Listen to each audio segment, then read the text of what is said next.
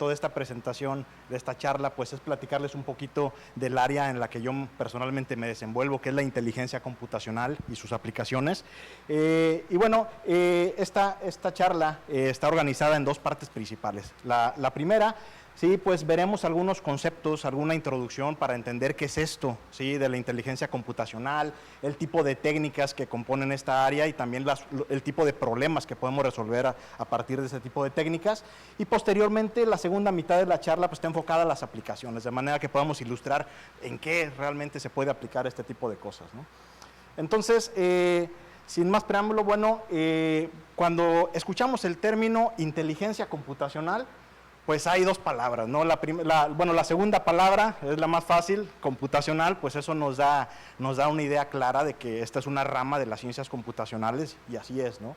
Pero por la parte de la inteligencia, pues a veces hablamos de inteligencia artificial, inteligencia computacional, pero a veces no nos ponemos a reflexionar a qué nos referimos nosotros por inteligencia, ¿no? Entonces, aquí, si hiciéramos el ejercicio, no lo vamos a hacer porque no tenemos tiempo limitado, pero si hiciéramos el ejercicio y sondeáramos aquí qué entendemos todos por inteligencia, seguramente pondríamos un montón de ideas sobre la mesa, entre las cuales hablaríamos de la capacidad para resolver problemas, de realizar tareas, tomar decisiones, razonar, la capacidad de aprender. Vendría también sobre la mesa algo que se conoce como autonomía. Queremos que se resuelvan problemas, se realicen tareas, pero con cierto grado de autonomía. Y también la capacidad de adaptación, ¿no? O sea, porque queremos los sistemas inteligentes que si cambia el entorno, si cambian las condiciones, se puedan adaptar y aún así seguir funcionando, ¿no? Entonces, son cuestiones que seguramente habrá otras, ¿no?, que se mencionen por ahí, pero todos este tipo de cosas podríamos asociarlas a un comportamiento inteligente. Entonces, en este contexto de lo que es inteligencia, pues les platico que la inteligencia computacional justamente está enfocada en el desarrollo de técnicas computacionales, ¿sí? ¿Para qué? Para desarrollar sistemas que normalmente, o sea, que resuelvan tareas, pero esas tareas que normalmente requieren intervención humana, inteligencia humana, ¿no? Entonces, ese es el tipo de cosas a las que se enfoca la inteligencia computacional. Y también al hablar de inteligencia computacional, pues muchas veces salta a la plática, bueno, ¿será un primo cercano a la inteligencia artificial o por qué usamos dos términos diferentes, ¿no? O sea, normalmente el término que más comúnmente se utiliza es inteligencia artificial. Entonces, ¿será la misma cosa? ¿Cuáles son las diferencias? Pues bueno, no son la misma cosa. La inteligencia computacional y la inteligencia artificial son dos ramas distintas de las ciencias de la computación. Coinciden en que son ramas de las ciencias de la computación, ¿sí? Y también coinciden en ese objetivo común de desarrollar sistemas capaces de tener un comportamiento inteligente, digamos, comparten ese objetivo común. Sin embargo, las diferencias están principalmente en el tipo de técnicas que pertenecen a cada área y sobre todo en los fundamentos que tienen esas técnicas. Por el lado de la inteligencia artificial, primero que nada, se encuentra lo que se conoce como cómputo duro o el cómputo tradicional, que está basado en cuestiones más formales como modelos matemáticos, estadística, lógica computacional, cosas bastante formales. Y por el lado de la inteligencia computacional está lo que se conoce como el soft computing, ¿sí? El cómputo suave o el cómputo blando, donde las técnicas no necesariamente tienen ese fundamento matemático detrás, pero el distintivo principal de las técnicas de inteligencia artificial es que las técnicas de esta área tienen una inspiración en procesos y fenómenos biológicos.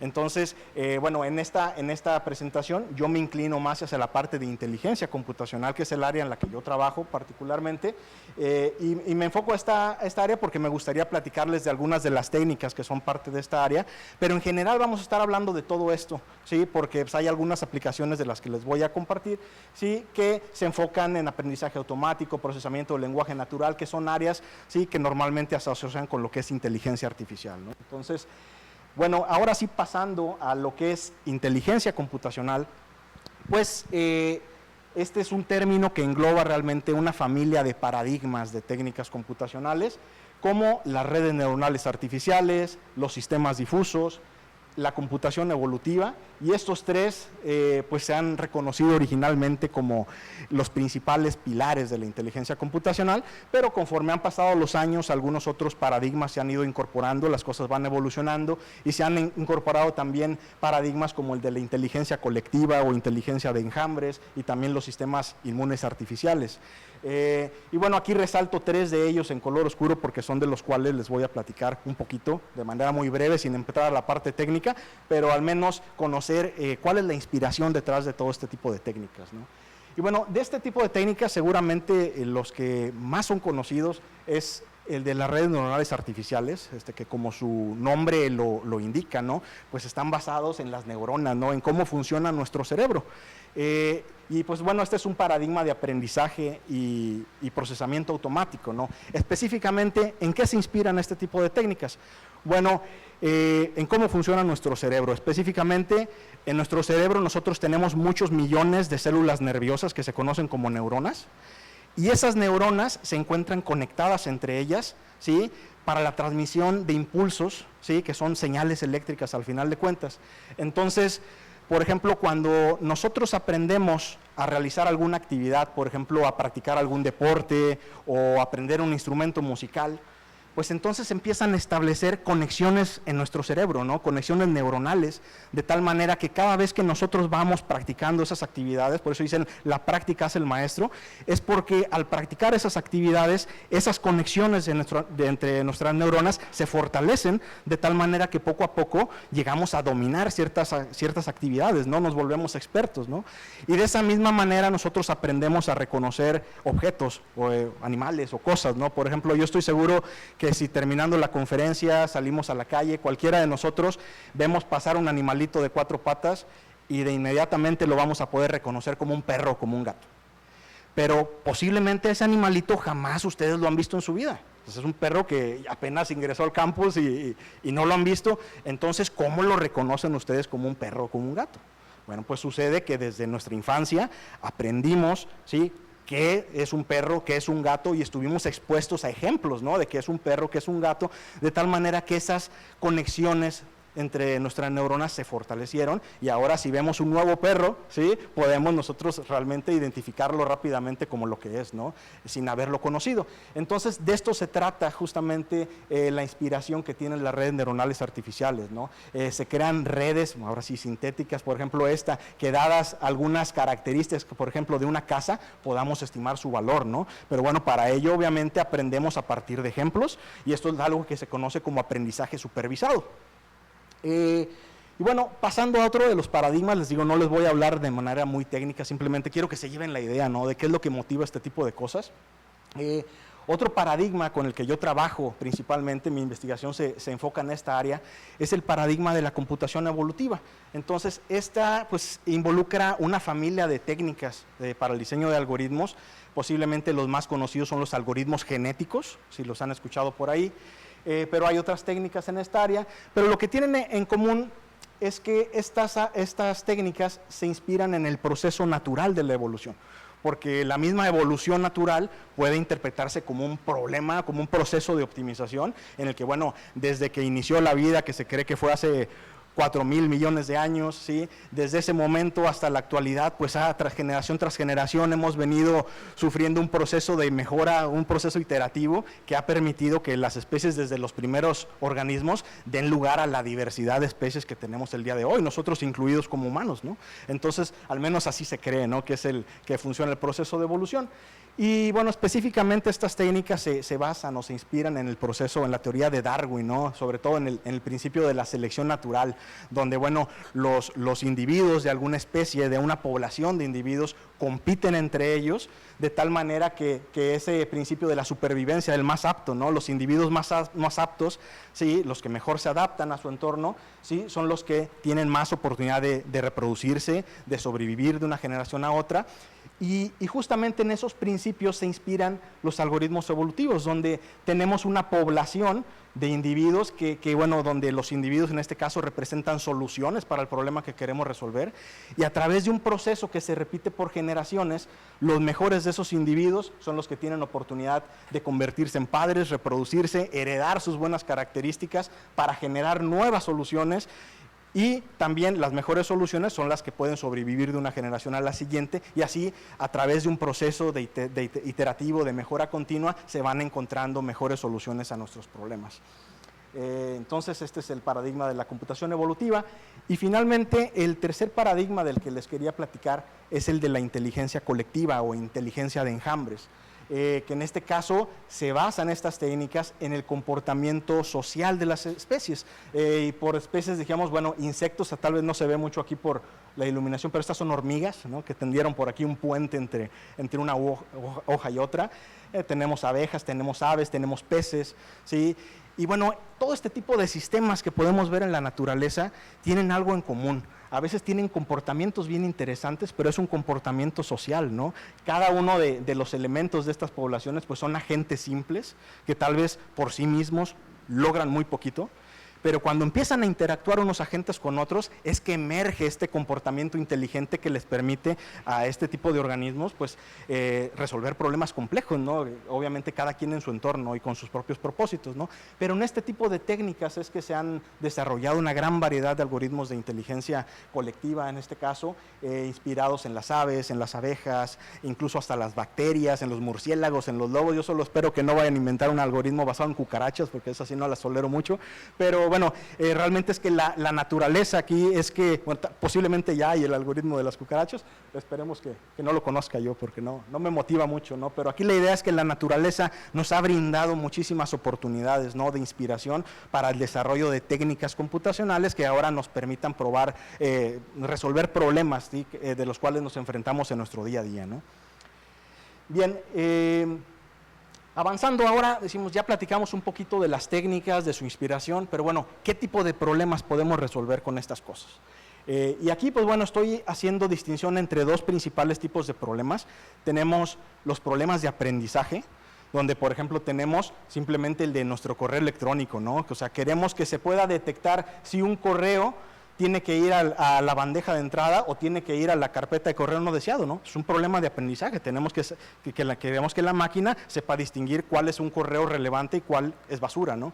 Entonces, es un problema de aprendizaje y normalmente tenemos dos tipos de aprendizaje. El supervisado, que es el que comentábamos, aprendemos a partir de ejemplos, ¿sí?, como en el caso del perro que les comentaba, ¿no? Aprendimos cómo son los perros y ahora podemos identificar perros.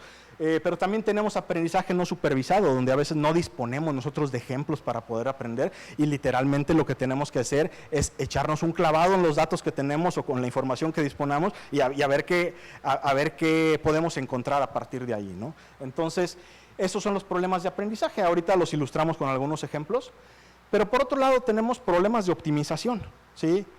Problemas de optimización los tenemos en nuestro día a día, nos hemos enfrentado muchas veces, pero tal vez no les hemos llamado como tal, como un problema de optimización. Por ejemplo, tenemos problemas en transporte, en logística, hay problemas, la verdad, que surgen en distintas áreas, les digo, desde cuestiones de transporte, hasta, ¿por qué no?, el diseño de nuestro vehículo favorito, la Fórmula 1, ¿no? O sea, por ejemplo, queremos el diseño más aerodinámico, ¿no?, que tenga menor resistencia al viento, ¿para qué? Pues para que tenga mayor velocidad. Entonces, hay problemas de optimización en distintas áreas, ¿no?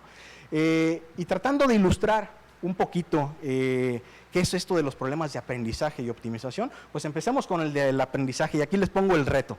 A ver, encuentren ustedes la taza en esta foto. Pues para nosotros está bien fácil, ¿no? Para nosotros es súper sencillo decir, bueno, hay una sola taza y estas cosas que se les parece no son tazas, ¿no? Son hervidores de agua o teteras, como le quieran llamar, ¿no? Entonces, pues sí, para nosotros algo que es muy trivial, pero para una máquina, ¿cómo le enseñamos a reconocer tazas? ¿Sí? Al final de cuentas, la computadora tiene una imagen que está constituida por píxeles, ¿sí?, cada uno con diferentes colores, y cómo a partir de esa información de la imagen podemos encontrar una taza ahí. Digo, tan difícil está el reto que el algoritmo lo hizo bastante mal, ¿no? Identificó todo como si fuera una taza y la taza no la encontró. Entonces, en este caso, no es un problema trivial para una máquina, aunque para nosotros sea un problema bastante sencillo, ¿no?, como humanos. Otro problema bastante interesante es poder detectar rostros y los componentes del rostro, la boca, los ojos. Por ejemplo, queremos, que no se tome la foto hasta que todos estén sonriendo, que no se tome la foto si alguien cerró los ojos. Ese tipo de cosas, simplemente lo que les decía, una foto para la máquina son píxeles, y ¿cómo sabemos si es un rostro o no es un rostro? Por el puro color del píxel. No necesariamente, porque la piel puede tener diferentes colores, porque la iluminación puede ser diferente y eso lo cambia todo, porque alguna persona puede traer una camiseta color piel y no por eso va a ser una cara. Entonces es un problema realmente bastante complicado, pero ya hay avances bastante interesantes, ¿no?, en este tipo de temas. Ahora, la detección, una cosa es detectar rostros y otra cosa es identificar de qué persona se trata, ¿no? Entonces, por ejemplo, en aplicaciones que tienen que ver con seguridad, por ejemplo, en un aeropuerto, una terminal de trenes, ¿sí?, donde se hace la multitud de personas, ¿no? Cómo identificar si hay alguna persona por ahí de interés en cuestiones de seguridad, ¿no? Por ejemplo, bueno, ya sea un reconocimiento a partir de sus rasgos faciales, o por qué no, a través de su patrón de caminado. Aquí son unos monitos, no se alcanza a ver muy bien, pero se ha reconocido que así como las personas tenemos una huella digital que es única para todos, también los patrones de caminado que tenemos pueden ser únicos, ¿no? Entonces, incluso si la persona trae una máscara, ¿no?, cualquier cosa, tal vez por su forma de caminar la podemos identificar, ¿no? Entonces, son problemas de aprendizaje, de reconocimiento, tareas donde obviamente son muy relevantes, ¿no?, en la actualidad. Y ahora ya ilustramos un poquito lo que son los problemas de aprendizaje. Ahora hablemos de los problemas de optimización. Y los problemas de optimización, como les decía, bueno, ¿qué es optimizar? Encontrar dentro de un universo de posibles soluciones cuál es la mejor solución para nuestro problema, que se llama la solución óptima. Entonces, por eso se llama optimizar, ¿no? Queremos la solución óptima para nuestro problema. Y un ejemplo clásico, ¿no?, de los problemas de optimización, y lo incluyo porque posiblemente ya lo han escuchado ustedes, es el problema del agente viajero, ¿no? Es un problema de escuela, un problema muy ampliamente conocido, pero con aplicaciones muy relevantes en la práctica. ¿Y de qué se trata este problema? Pues imagínense que tenemos diferentes ciudades que queremos visitar. Entonces tenemos que decidir en qué orden visitar esas ciudades, de tal manera que la distancia que recorremos pues es la menor posible, ¿no? Entonces, pues bueno, imagínense que ustedes tienen 4 ciudades nada más. Si tenemos 4 ciudades, digamos 4 capitales por acá en el norte, pues ¿cuántas posibles soluciones hay? Bueno, pues 4 factorial, es el factor, o sea, si n es el número de ciudades, n factorial es el número de posibles rutas que podemos tener. Entonces el número de posibles permutaciones o formas de ordenar esas ciudades, ¿no? Entonces en este caso, pues 4 factorial, pues tenemos 24 posibles rutas, ¿no? Entonces, pues está tranquilo, ¿no? Hasta lo resolvemos a mano, nada más cada una de las rutas le calculo su distancia y pues ya, ¿para qué queremos inteligencia computacional o cosas muy interesantes, ¿no? La cosa se complica cuando el valor de n crece, ¿sí? Por ejemplo, si nosotros queremos considerar ahora 12 ciudades, pues ahora tendríamos 12 factorial, casi 480 millones de posibles soluciones. ¿Ese sí se lo resuelven a mano? Pues no podemos resolverlo a mano, ¿no? Ahora, ¿qué tal si quisiéramos visitar las 32 capitales de nuestro país? Pues obviamente es un número que hasta a mí me daría miedo intentar pronunciarlo, ¿no? Ahora, si consideramos los 193 países que forman parte de la ONU, pues es un número bastante peor, ¿no? Entonces, crece de manera dramática el número de posibles soluciones para un problema esto. Entonces, sería inviable que nosotros queramos una a una evaluar las alternativas para encontrar la mejor, ¿no? Entonces, tendremos que hacer algo más inteligente. Pero bueno, esto de que es inviable explorar las diferentes alternativas de solución, me gustaría contextualizarlo un poquito más. ¿Qué les parece si vamos a asumir que nosotros tenemos una máquina, una computadora bien picuda, ¿no? Una computadora que es capaz de procesar 1 millón de estas posibles rutas en 1 segundo. Es una computadora bastante poderosa. ¿Qué significa procesar estas rutas? Pues significa, dada una ruta, calculo las distancias, ¿sí?, para saber si con esa distancia del recorrido, compararla contra las otras rutas, ¿no? Eso significa procesarla, ¿no? Entonces, si mi supercomputadora puede procesar 1 millón de estas soluciones por segundo, y yo tengo un problema de 12 ciudades como el que platicábamos hace rato y tengo 480 millones de posibles soluciones, pues entonces me tardo 480 segundos, ¿no? Que son 8 minutos. Pues está tranquilo, ¿no? Sí lo puedo resolver. Pero ¿qué pasa si aumentamos un poquito el número de ciudades? Ya no nos vayamos hasta 32, que son las capitales del país, ¿no? Vámonos a 15. Ya no me voy a tardar 8 minutos, me voy a tardar 15 días. 15 días en darle respuesta a ese problema, que es bastante pequeño, de tamaño 15, Y dijimos, bueno, ¿qué tal si pasamos de 15, si aumentamos a 20 ciudades? Pues en lugar de tardarme 15 días, me voy a tardar 20 días, ¿no? Pues no, me voy a tardar 77,000 años. Ah, caray, pero si yo estoy aumentando muy poquito el tamaño de n, el número de ciudades, ¿cómo da este brinco tan tremendo en el número de posibles soluciones? Bueno, ¿y qué tal si le subimos a 25? Pues estaríamos tardando 491,000 millones de años, y nada más como referencia, la edad del universo no pasa de los 14,000 millones de años. Entonces, por favor, si dudan de mí, pueden calcular sus números, ¿no? Es el factorial de n y ustedes cámbienle los valores de n y asuman ustedes que pueden analizar por segundo 1,000,000 de estas posibles soluciones. Entonces, ahora decimos, bueno, pues definitivamente nosotros no podemos esperar la edad del universo para obtener una solución a nuestro problema. Queremos resolverlo en vida, ¿no? Entonces, y ahora, ¿qué tan realista es considerar problemas de este tamaño? Tal vez nosotros pensamos, no, pues es que para ser exagerado por esta charla, le puso mucha crema a los tacos a este expositor y pues problemas de tamaño 25 son descabellados. Pero bueno, a veces pensamos que ese problema de la gente viajera es un problema de escuela que no tiene aplicaciones, pero les quiero preguntar a ustedes, bueno, los invito a reflexionar, ¿qué problema tiene que resolver Estafeta, DHL, Mercado Libre, Amazon, todos los que tienen que hacer entregas? Tienen que entregar un montón de paquetes y ese montón de paquetes representan destinos, ¿sí? ¿Qué tiene que resolver Coca-Cola? Bueno, discúlpenme por mencionar marcas, tal vez no debí, pero bueno, ya empecé, ¿no? ¿Qué tiene que resolver Coca-Cola, Pepsi o la empresa de botanas favorita que tengan ustedes? Tiene que abastecer changarritos por toda la ciudad y cada uno de esos representa destinos, ¿sí? Entonces, nada más bajita la mano, ¿cuántas tienditas creen ustedes que existen en una ciudad pequeña como Ciudad Victoria? ¿Serán 25 nada más? Esto está ridículamente bajo con la realidad, ¿no? Entonces, realmente los problemas en la práctica son enormes, son complejos, y si nosotros queremos resolverlos de manera eficiente, porque no queremos tardar la edad del universo, ¿sí?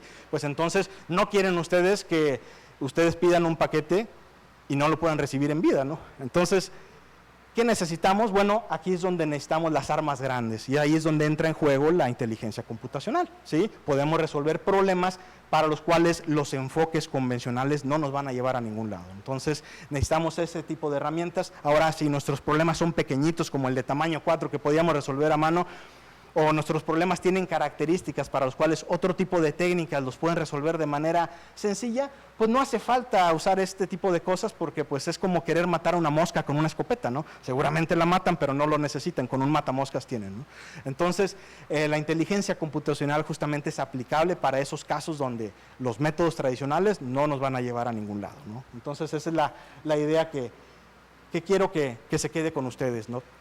Y bueno, si me permiten un momento. Llegando ya a la mitad de esta charla, ya platicamos del tipo de técnicas, del tipo de problemas, ahora pasemos a la parte de las aplicaciones, ¿no? Entonces, cuando a todos nos mencionan inteligencia artificial, ¿en qué pensamos? Para empezar, lo que hemos visto en las películas, ¿no? Pues, claro, las películas nos bombardean con qué es la inteligencia artificial. Esta es una película nueva que se estrenó este mes, por cierto. No se ve muy bien, pero habrá que verla, ¿no? Pero bueno, lo que vemos en el cine, lo que leemos en los libros de ciencia ficción, a veces eso es lo que pensamos que es inteligencia artificial, ¿no? Eso por un lado, y a veces hay personas incluso preocupadas por qué va a pasar en el futuro, ¿no? Las máquinas van a rebelarse contra los humanos u otros escenarios donde, bueno, las máquinas van a desplazar a los humanos y les van a quitar el trabajo. Todo ese tipo de cosas son preocupaciones reales de la sociedad, ¿no? Pero bueno, un poquito extremistas, ¿no? Pero bueno, por otro lado, eso es lo que vemos en el cine, no en la ciencia ficción, pero por otro lado también vemos en las redes sociales, en la televisión, vemos muchas aplicaciones que son reales y que ya se han logrado avances significativos. Por ejemplo, todos estos que tenemos aquí son robots reales, robots que existen, ya sea humanoides, robots de 4 piernas, de servicios, robots acuáticos que tienen ciertos grados de autonomía. Entonces son aplicaciones reales funcionales, tenemos la conducción autónoma, que es chulada, ¿no? Que me subo al carro y en lugar de manejar me pongo a ver una película o echarme una pestañita y que el carro me lleve a donde yo quiera, ¿no? Posiblemente son cosas que suenan un poquito futuristas, pero ya hay desarrollos que se están haciendo en esto, ¿no? Y todos estos son sistemas muy, muy complejos que no, por eso se llaman sistemas, es una colección de partes, ¿no? Que resuelven muchos problemas internamente, no son cosas bastante complejas y hay mucha investigación, mucho desarrollo en todos estos proyectos. Pero bueno, ciertamente con todo este tipo de cosas parecen futuristas, poco realistas, poco aplicables en mi contexto, ¿no? A veces decimos, bueno, todo esto sí, se vale soñar, ¿no? Pero bueno, dame algo más práctico, algo más tangible, ¿no? Entonces es por eso que en esta parte final de la presentación, primero quiero platicarles muy brevemente un comercial, ¿no? Acerca de la institución que represento, que es el Cinvestav Tamaulipas. Y bueno, esto lo hago con un doble propósito. El primer propósito es, y aquí les voy a pedir a ustedes, por favor, levantar la mano, ¿quiénes conocen lo que es el Cinvestav y qué es lo que hacemos en el Cinvestav?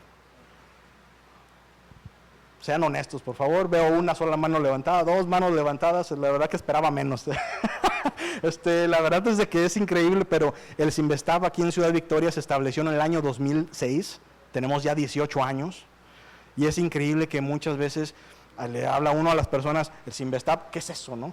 Hasta se pronuncia mal el acrónimo, ¿no? Entonces no sabemos qué es el Cinvestav.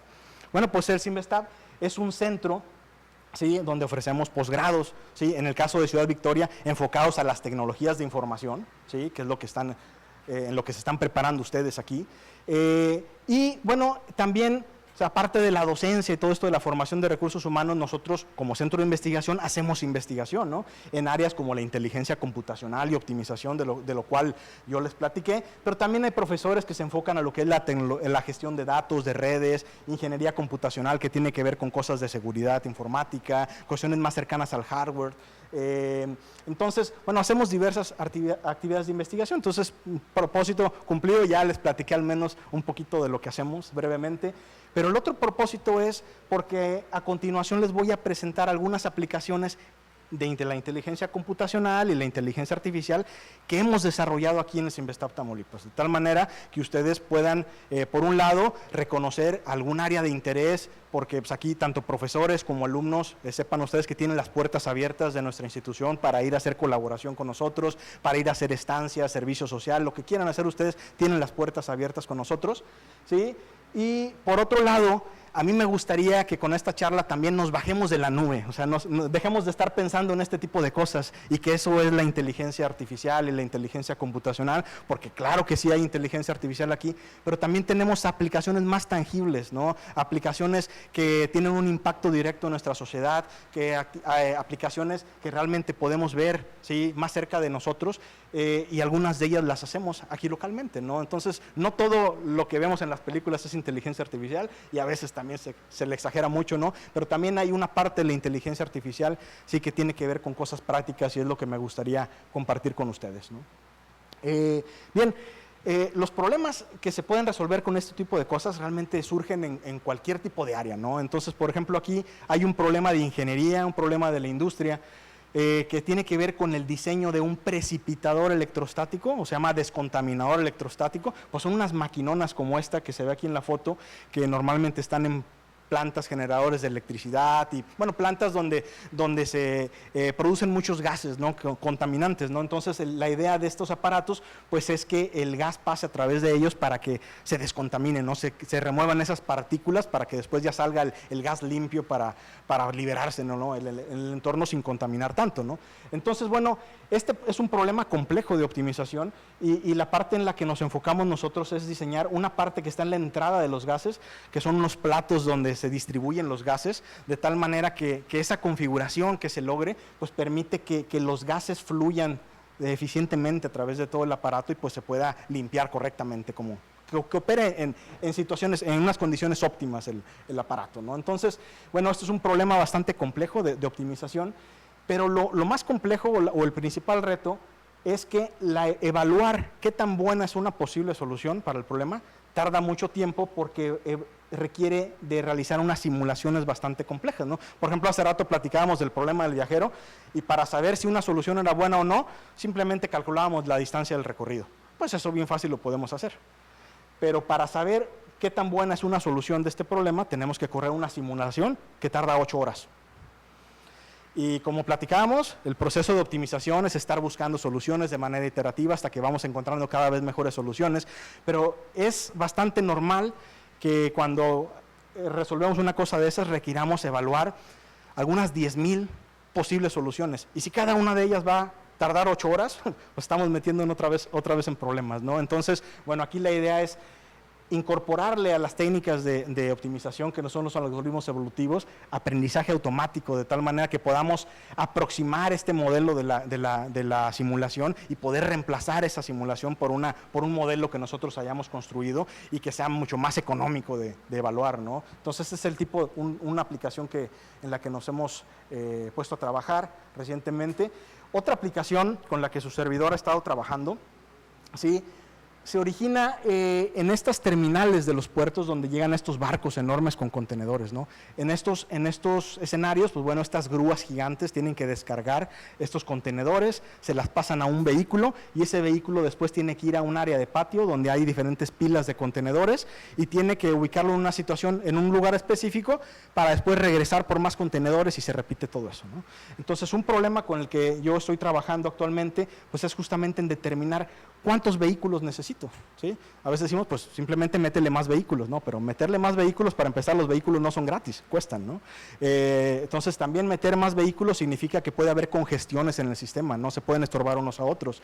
Entonces, no es tan fácil como métele más vehículos. Ahora, ¿reduce el número de vehículos? Pues sí, pero si reducimos el número de vehículos, pues hay muchos tiempos de espera en estas grúas de que hasta que llegue el vehículo para recibir un nuevo contenedor. Y el problema es que la operación de estas grúas es costosísima y contamina un montón. Entonces, resolver de manera eficiente este tipo de problemas nos va a permitir que tomemos mejores decisiones que tienen impactos económicos, impactos ambientales, entre otros, ¿no?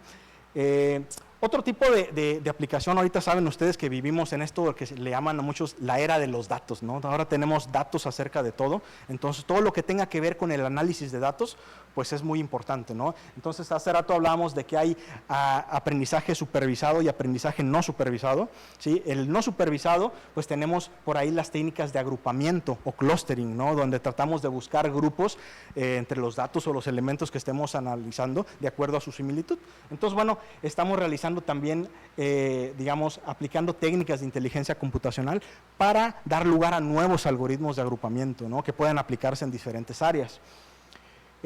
También tenemos aplicaciones, si les digo, es muy diverso el campo de acción de este tipo de cosas, aplicaciones en el área de bioinformática. ¿Qué es la bioinformática? Pues tratar de resolver o apoyar a resolver problemas de índole biológica a través de técnicas computacionales, ¿no? Entonces, por ejemplo, aquí tenemos un problema que es el de la predicción de la estructura tridimensional de las proteínas. No vamos a entrar mucho a detalles en esto, pero bueno, por ejemplo, esta es una estructura de proteína, ¿sí? Y de hecho, estas otras 3 figuras que tenemos a su alrededor son clústeres o grupos de diferentes estructuras que se resolvieron utilizando este tipo de técnicas de las cuales les platicaba hace un momento, ¿no? Y por otro lado hay otra área, ¿no? Otro colega, aquí pongo algunos, en algunos casos en las aplicaciones que la idea no es colgarme medallas que no son mías, ¿no? Digamos, en el caso de esta otra aplicación que es la reconstrucción de árboles filogenéticos, es el colega Eduardo Rodríguez que está trabajando con eso. Por si alguna aplicación les interesa, pues pueden ustedes establecer contacto con las personas involucradas. Y bueno, esto de la reconstrucción de árboles filogenéticos permite justamente crear árboles que permitan asociar, como si fuera el árbol genealógico, ¿no? Pero de las especies, ¿no? Y en este caso puede ser a nivel de las mutaciones, por ejemplo, de una misma especie, ¿no? Por ejemplo, las variantes que tienen que ver con el COVID, ¿no? El SARS-CoV-2, ¿sí? Que pues, nos ha dado algunas molestias en años recientes, ¿no? Entonces, aquí tenemos, digamos, el linaje de esos virus, ¿no? Cómo es que diferentes virus, cómo diferentes variantes fueron surgiendo una a partir de otras. Entonces, este tipo de análisis es bastante relevante. ¿Por qué? Porque si un virus llega y es parecido a otro que ya conozco, entonces lo puedo combatir con cosas similares, ¿no? Entonces, ese es el tipo de impacto que puede tener trabajar en este tipo de problemas. Ahora, en el área de salud, tenemos mucha necesidad de aplicar inteligencia artificial, ¿sí? Tenemos, por ejemplo, una aplicación que tiene que ver con algo que se conoce como el síndrome metabólico, ¿no? Y esto es de que, bueno, hay ciertos factores de riesgo que si una persona los presenta, pues tiene una probabilidad alta de padecer alguna enfermedad como un ataque al corazón, un derrame, ¿sí? Alguna cosa así. Entonces, bueno, se está tratando de desarrollar herramientas de apoyo al diagnóstico, este tipo de cosas, que nos permita entender más este tipo de enfermedades y las asociaciones justamente de las enfermedades con los factores de riesgo, ¿no? Otra aplicación de interés social y que me pareció muy importante comentarles, pues es un problema, sí, social, pues bastante lamentable, que se conoce como discurso de odio, ¿no? El discurso de odio es cuando, digamos, los mensajes, ¿sí?, discriminan o son en particular ofensivos para ciertos grupos de personas.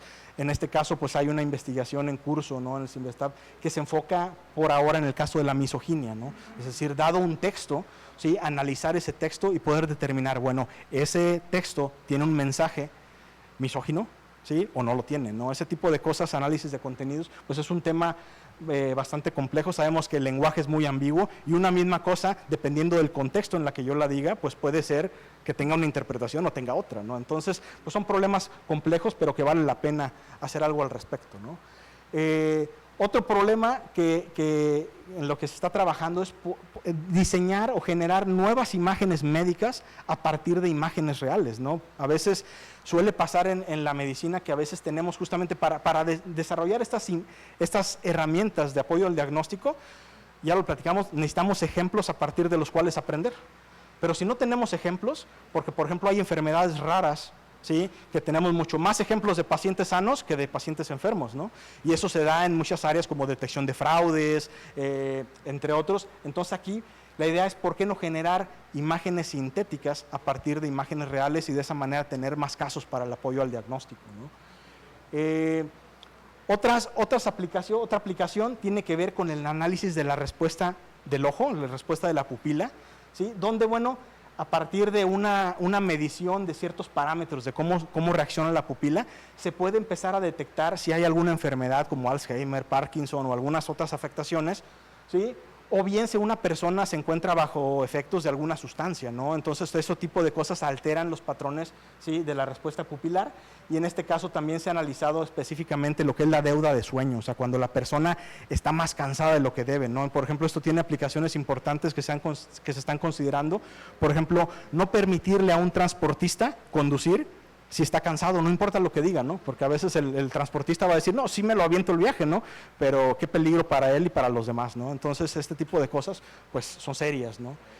Y ya las últimas dos aplicaciones, porque ya sé que se nos fue el tiempo, quedan dos nada más, pues una que tiene que ver con el apoyo al diagnóstico por computadora en detección de cáncer mamario, ¿sí?, imágenes de ultrasonido, imágenes de mamografía, tratar de apoyar al diagnóstico, ¿sí?, y finalmente una aplicación, ¿sí?, que de hecho se hizo en colaboración con profesores de aquí de la Universidad Autónoma de Tamaulipas, creo que de la facultad que está acá atrás es Ingeniería y Ciencias, ¿sí?, es justamente el apoyo, ¿sí?, para poder detectar algunas anomalías en los cítricos, ¿no?, de tal manera que pues, alguna enfermedad de la planta o algún ácaro o alguna cosa se pueda identificar y así poderle dar un tratamiento adecuado a esos cultivos, ¿no?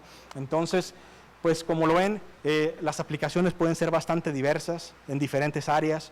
La inteligencia computacional pues tiene un gran margen de aplicación, ¿no? Y justamente pues ha sido mi objetivo tratar de motivar en el aspecto de que, bueno, esto encuentra aplicación, el campo de acción es inmenso, ¿no? Los problemas pueden surgir en el área de salud, en la biología, en la agricultura, en la industria del entretenimiento, prácticamente en todos lados, y son problemas reales, problemas que requieren atención y no nada más estar pensando en las cuestiones futuristas que vemos en el cine, ¿no? Que obviamente no, parte de realidad tendrán, ¿no? Pero bueno, y por último, cerrar con el mensaje que ya les compartía, que bueno, en el CINVESTAB Tamaulipas, pues las puertas, bueno, también con un servidor, las colaboraciones, sí, pero las puertas de la institución están abiertas para colaboraciones, para estancias de investigación, su servicio social, prácticas profesionales, lo que ustedes requieran realizar, pues las puertas abiertas para ustedes, ¿no? Y pues con eso termino mi charla y les agradezco mucho por su atención.